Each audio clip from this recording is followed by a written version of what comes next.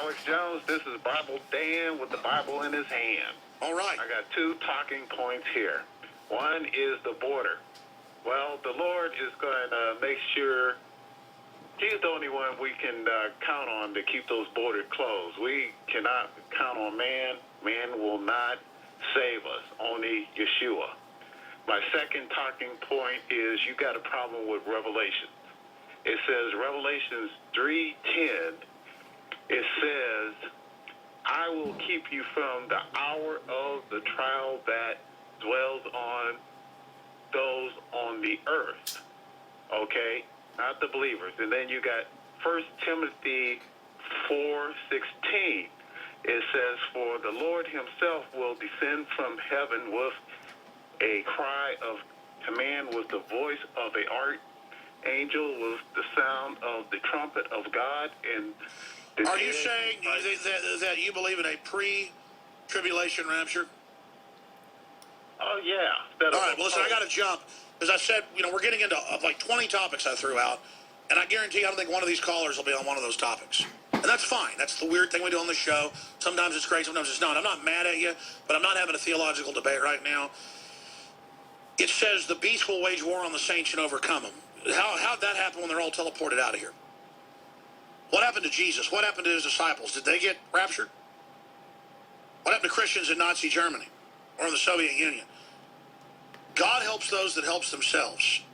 You take action, then God gives you providence. George Washington didn't just sit there and pray that God would come destroy the redcoats. He prayed that God would guide his hand defeating them. Trust in God, but tie up your camel, was the old Bedouin saying, and I agree with it. Hunter S. Thompson said, trust in God, but row away from the rocks. And we could control our border. We could prosecute people that hire illegals. We could not give them all free welfare, and they wouldn't be here. They incentivize it, and that's what goes on in these big mega churches. That's all that goes on. Is lay down, don't get involved, do what you're told. It's a government doctrine of failure.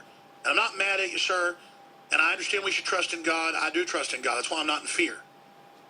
But I'm just always hearing from so-called Christians, hey, Yahweh's going to take care of it. But I still got to put my shoes on in the morning. I still got to take care of my kids. I got to tell my kids don't run out in the street. They were little. No, I'm not going to tell them to do that. I'm just going to, or if somebody speeds down my street, I'm not going to say something to them because God will handle it. No, I'm going to say something to them. If I'm at the gas station 20 minutes later and see the guy that went 80 miles an hour down my street, I'm going to say, listen, I'm not looking for trouble, buddy, but you're going to run over somebody's kid going down the street like that. And if they bow up and want to physically attack me, I'm going to beat that. I'm going to defeat them because they're going to kill somebody. I'm not looking for trouble. But, you see somebody driving 80 miles an hour down the street, you got to go tell them, don't do it. Remember, I used to drive down the street maybe 35, 40 miles an hour.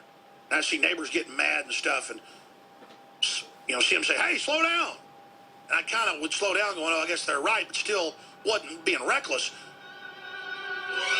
But, man, now I see people going down residential areas like 80 miles an hour. I want to, I get really angry. That's dangerous, folks. You're going to kill somebody. What I'm going to do is just pray to God. Yeah, I pray to God my kids are safe every day when they drive, when people drive them around. Number 1 cause of death for kids is automobile accidents. But at the same time, I tell the nanny or whatever, I want you to drive extra safe. The person I hire to be a nanny has got to have a perfect